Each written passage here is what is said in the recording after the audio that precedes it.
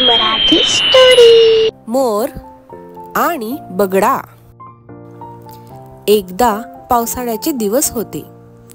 काड्या काड्या मेघातून आता सुंदर सुंदर मोत्यांची लडी ओघळणार असे वातावरण तयार झाले होते।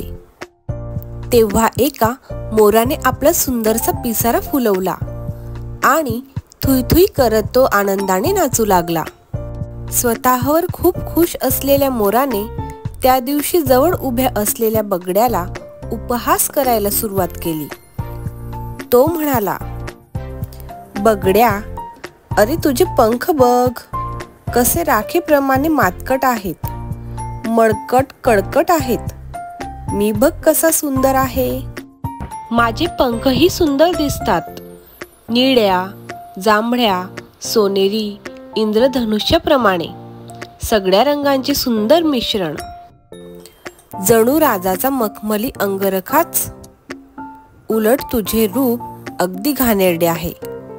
हे ऐकून बगडा म्हणाला, मोरा, तुझे म्हणणे अगदी बरोबर आहे, पण एक लक्षात घे, तुझ्या त्या भरदार पंखांनी तुला उडता येईल का?